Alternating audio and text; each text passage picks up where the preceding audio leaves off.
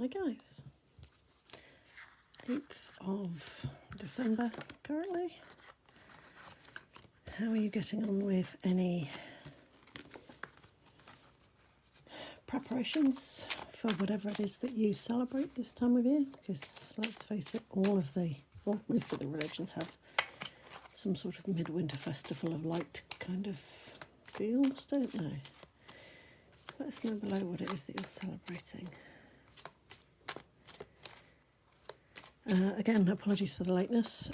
We went to a colleague's birthday breakfast today. So, let's see what we've got for this week.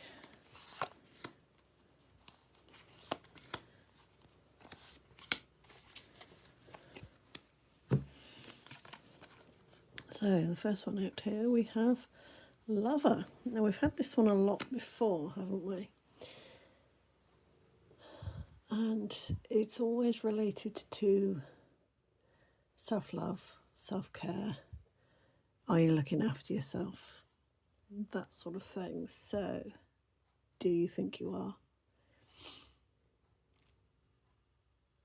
Are you having your downtime? In the Northern Hemisphere, it is winter. So, I mean, there's a lot of animals that would hibernate. As humans, we don't. But are you giving yourself the self-care? Are you looking after yourself? Are you looking after your needs? And not just physical, but emotional as well. Stop with the overthinking and things like that, and actually take a step back and look at the bigger picture. Because actually, it's not as about you as you think it is. It's not as targeted as it feels. So, inner child work again. Having said it's not as targeted as it feels with that card, the fact that the child card has come out there shows me that this is dredging up something that is from your childhood, something that happened, in my case, many, many years ago. It's that there are many wounds that we have to heal from in life. Wounds that are physical, wounds that are mental, wounds that are emotional, generational wounds. And while I don't necessarily think this is a generational wound, I think it is something that was said or done when you were a child that actually is leading you to doubt your worthiness at the moment. Lots of yellow in the card, so solar plexus, worthiness. There's a lot of doubt going on at the moment. So as we've moved out of the retrograde season, we've had the full moon, things are going to be a bit up in the air, effectively. And it's almost as though you're blaming yourself for absolutely everything that is happening. And it's not you. It's not that you are the one to blame specifically. People are projecting. People are blaming you rather than taking accountability. A lot of people don't like looking at themselves in the mirror. And there's a reason for that. And it's because they haven't done the work that we've done. We yes, all right, we still get the triggers or however you want to call it, the negative responses, we still get those. But now it's about switching it around and looking for I suppose the opposite. The trigger, I've heard it described as being a glimmer. It is a flash of something that is good and beautiful and pure.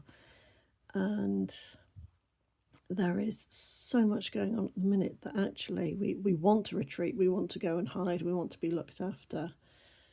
But it all starts with self-love and loving that little injured child. That's something that we need to do. So on this one we have Sweetheart. Now, as this has all been about self-love, I will have to say, can you love yourself? Can you be your own sweetheart? Can you Give yourself what you need. And if you can turn around and say, I don't know what I need, how do you know if you're getting it from somebody else? You can't possibly. So it is one of those things whereby we need to realise that 90% of the time, what is going on is not us, it's not our own making, it's other people that are projecting, other people that are perhaps something's happened in their past and they're projecting it into their present, or they're bringing it into their present, projecting it onto others, and you're just getting caught up in this.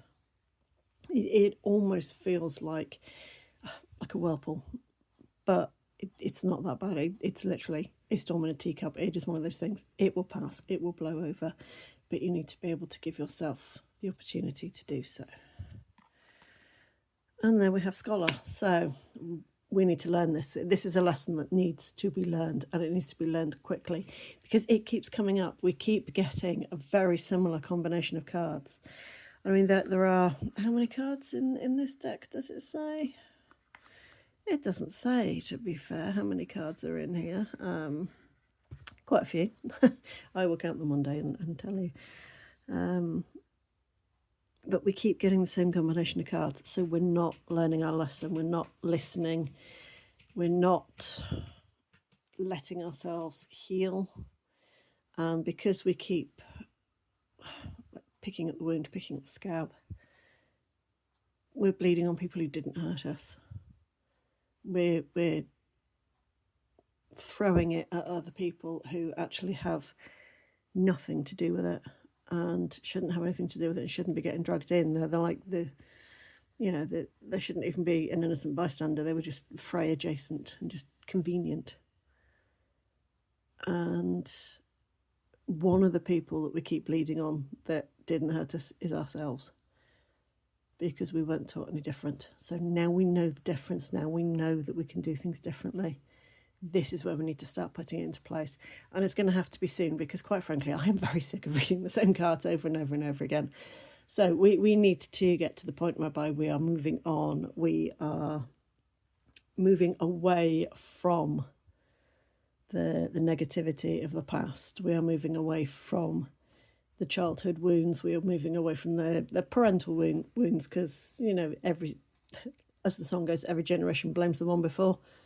We need to stop doing that. We need to start taking accountability. Okay, that there is, all right, I am accountable for my own thoughts and feelings and actions, but I know that I need to stop bleeding onto other people. I need to stop projecting. I need to stop getting angry where there is no anger. It's a useless, well, it's not useless. I mean, yes, anger does have its upsides, but it is, especially from the point of view of doing the Reiki, it is a negative emotion. So it's learning how to harness other emotions, not necessarily to bypass, but to help you heal. Think of it as like a wound dressing. But we need to start assessing other sides of what it is that has gone on and what it is that's happened. Start looking at it from a different perspective. We've had a lot about perspectives coming in recently, haven't we? There's been a lot of vortexes and things going on, and coronal mass ejections and things. So, excuse me, it is about almost, learning to dance in the rain. It's not waiting for the storm to pass. It is learning to dance in the rain and see the beauty that is already there, see the creativity that you can have, see what it is that is passing. So, speaking of passing, yes, it is probably a sorrowful event that has happened. It's probably something that has caused a major emotional response in you. But actually, is it your emotion, or is it somebody who is projected onto you as a baby and you're now projecting onto somebody else? See these cycles, see the way that they are repeating, and draw your line in the sand. This far, no further. This is where we need this to stop. Okay, guys, that's all I'm getting for now. I will see you next week. Bye for now.